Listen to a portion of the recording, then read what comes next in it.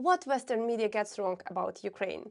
Hello, my name is Olga Resnikova. I am the analyst and economist, and in this channel I quite often discuss Ukrainian foreign affairs. I am Ukrainian by myself, I'm living in UK, and I read a lot of Western media. And I see that they are not always delivering the right picture about Ukraine because they are describing some things correctly, but they're missing other points. And I see that they are missing quite a few points. That's why I decided to make a series of the video, not even one video. And the things which I will tell in this video, it is not something that I read from the books or I see from news. This is something that I personally experience in my life and that Western analysts are not getting. Because when they are trying to estimate Ukraine and when they are trying to understand how Ukraine works, they will go analyze traditional vertical institution.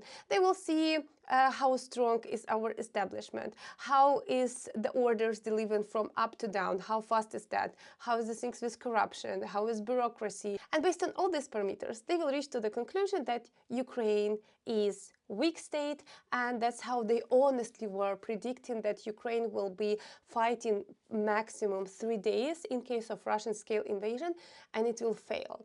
And they wasn't wrong, but the information, the data that they're using to make these predictions are not full data. They're using just part, and they're missing very important other part, which is the shadow state.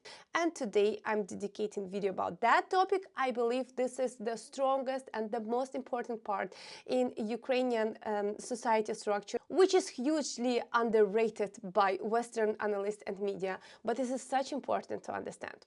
Okay, so before I will get to the main point, and I will bring you a lot of examples so you will see how really it works in practical way, I want to start a bit from the theory explaining that there are two types of the society structure. One is the vertical, one is horizontal. The vertical type of society, it is like a pyramid. You have a very strong center. You have everything, all orders and decisions made up and delivered straight on the structure to down. As stronger is the center, as more strong is the country. And on top of this country, there is a very strong leader who is ruling everything. And the best example of such country is Russia. This is exactly their case. If you will get rid of the leader, the whole country can collapse. So the system is relying always on the strong hand, strong head on the top. But there is another society structure which is horizontal, and I will call it a beehive. You don't have a strong head, you don't have the top of this whole structure, but instead you have a lot of small points which is making locally a lot of decisions, and they are coordinating with each cell, like this cells or nodes, you can call it whatever you want. And if one cell will fail or one point will fail, you have many others which can do the same functions. And this is super redundant system, and it works perfectly once you have disasters or some kind of chaotic things. And exactly because of this system, Ukraine didn't fail in the first 3 days, but it's already 4th year of full-scale invasion where Russia is doing its best to destroy Ukraine, and they still wasn't able to advance much. So what's the secret? Now I will tell you.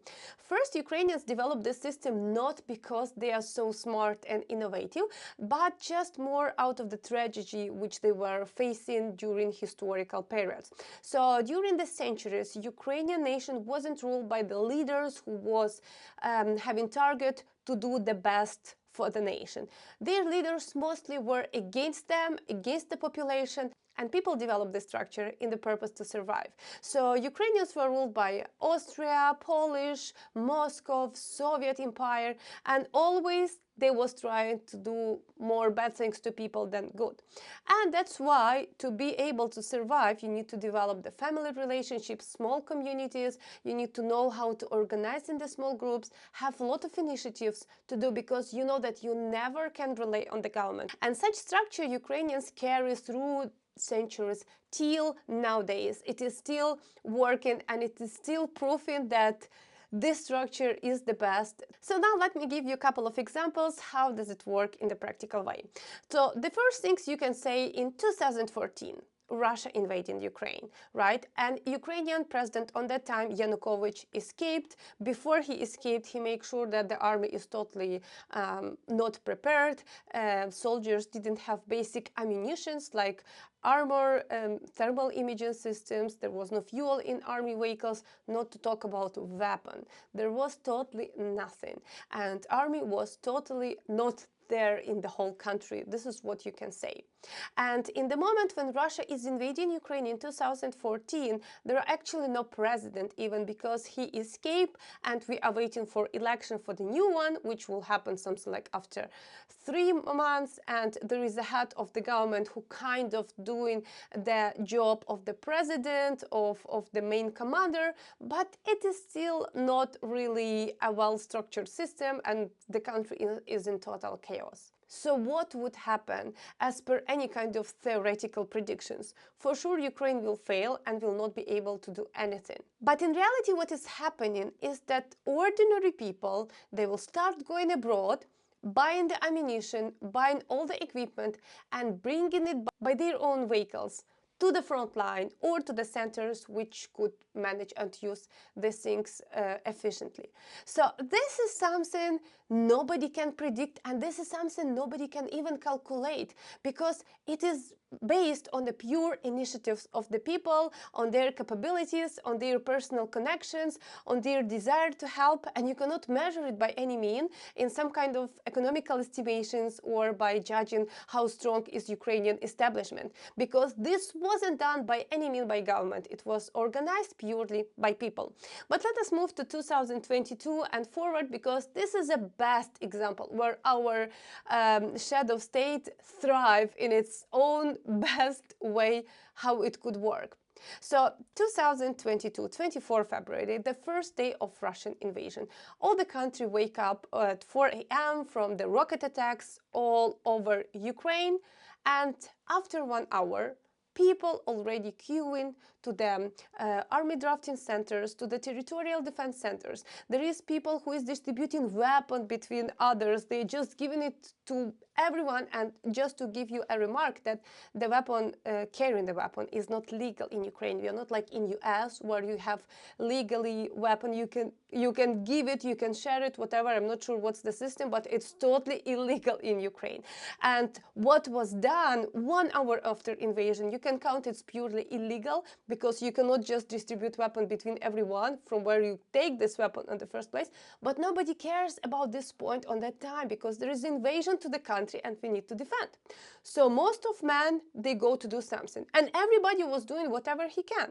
And this is, I'm saying, 1 hour after the first rockets fall. So nobody yet turned on the TV to see what the president is commenting. Nobody yet wake up fully, but they was already all on the streets, and I experienced it with my own eyes. So I'm not telling this from the news or something.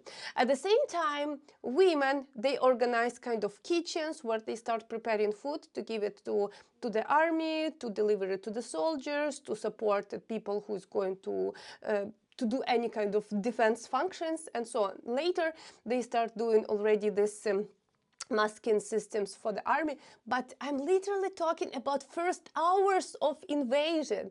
Can you imagine anywhere else now this is happening in the world, where the rockets fell in the country, and after 1 hour all country is already doing something in the pure civilian initiatives? And if you want to say Ukraine was preparing for the war and people were ready, no. And I was doing a lot of interviews, I was showing you a lot of things.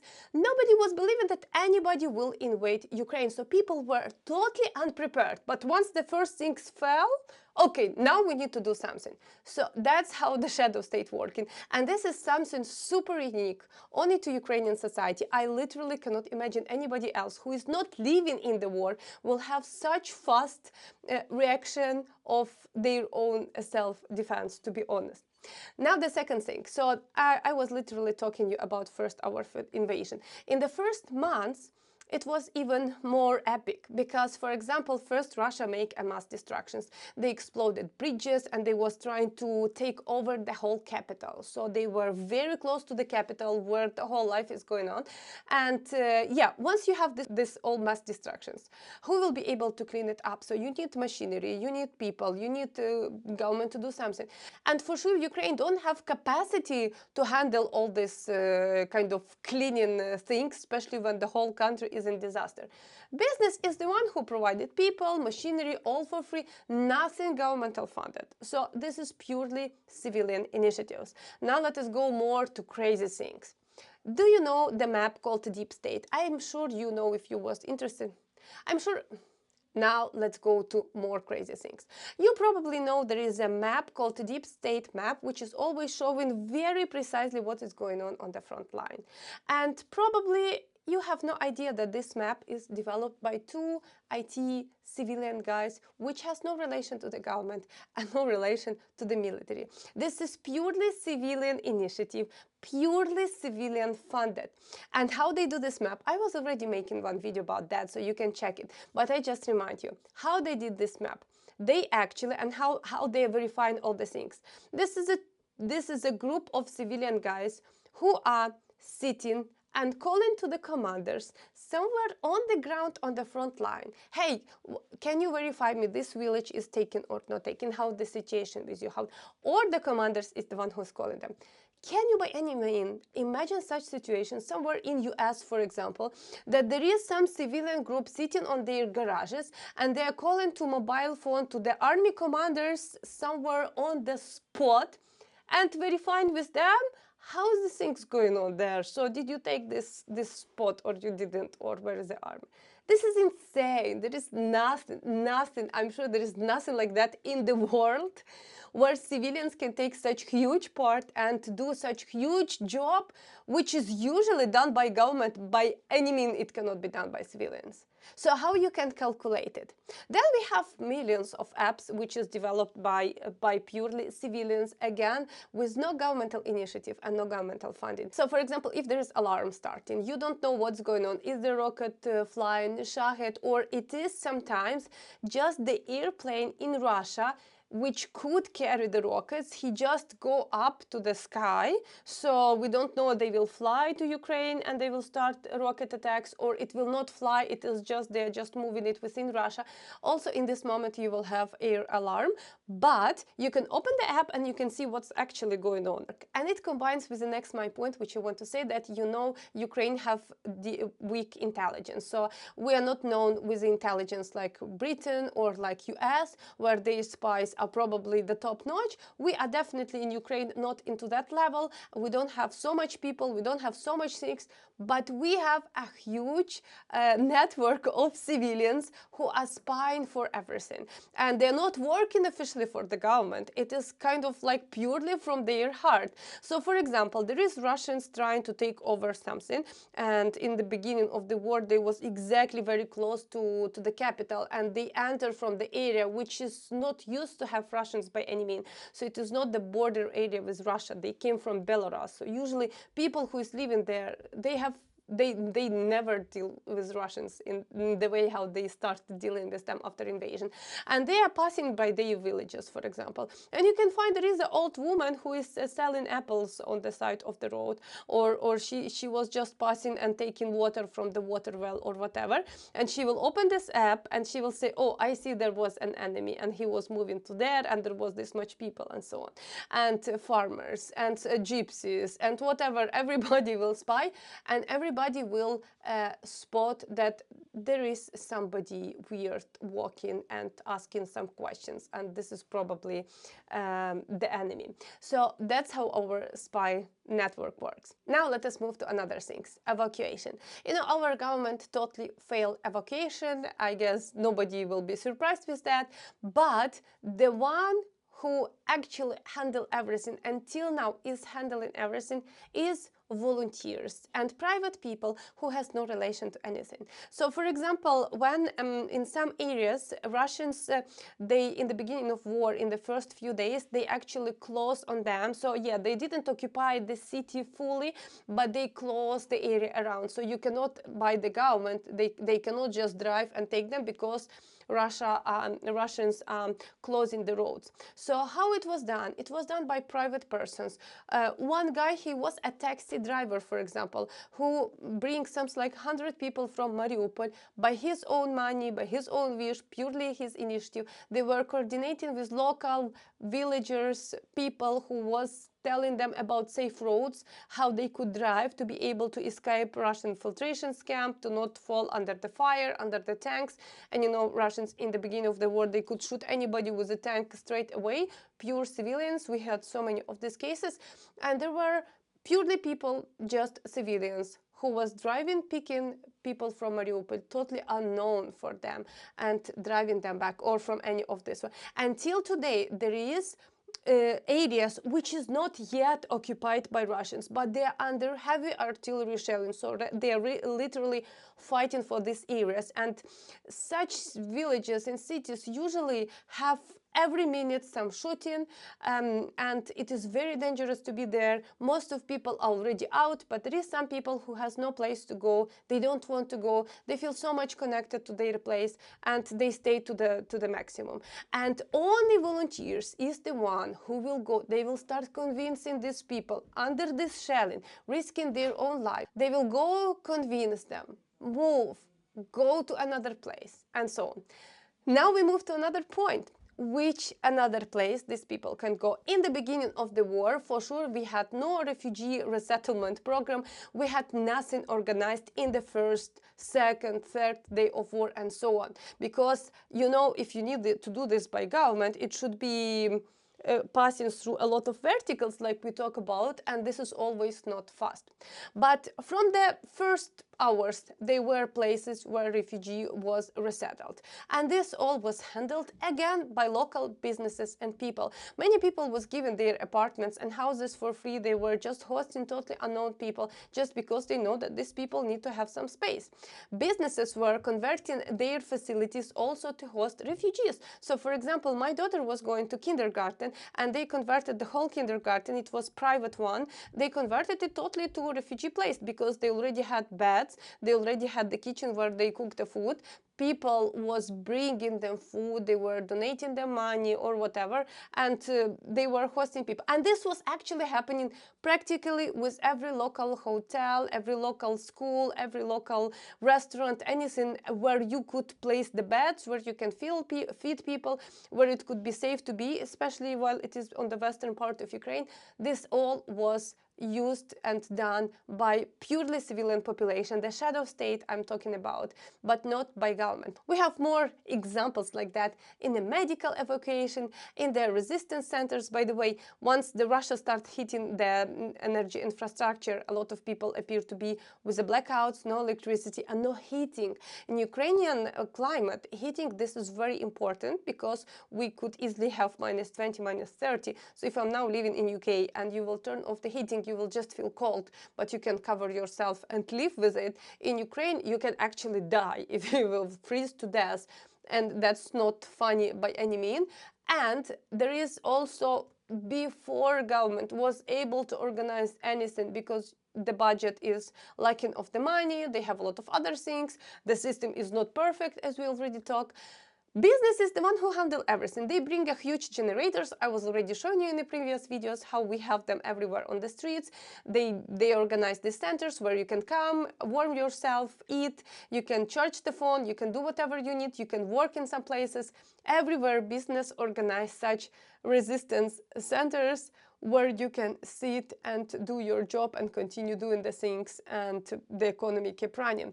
So there is much more examples, but the video would be very long. I guess you already get the point how strong is this shadow state. And this system which Ukrainians develop with their horizontal connection is a crazy, resilient and redundant system, I would say. It could really survive a lot of catastrophic events. It's not so much great in the purely normal civilian time, but if you have any crisis, this is the system which responds the fastest and the most efficient.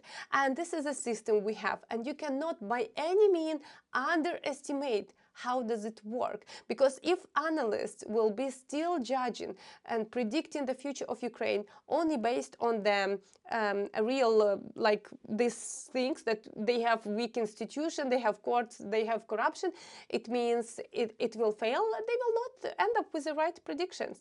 And even now, when they try to force Zelensky to sign, to give up some territories, still our people is not relying on Zelensky. You know, this would be another topic of the video, that Western need to draw some leader of the nation, but we don't really have such. He is not the leader of the nation. He is the formal head of the country, but it's not up to his decision which territories he will give up or not.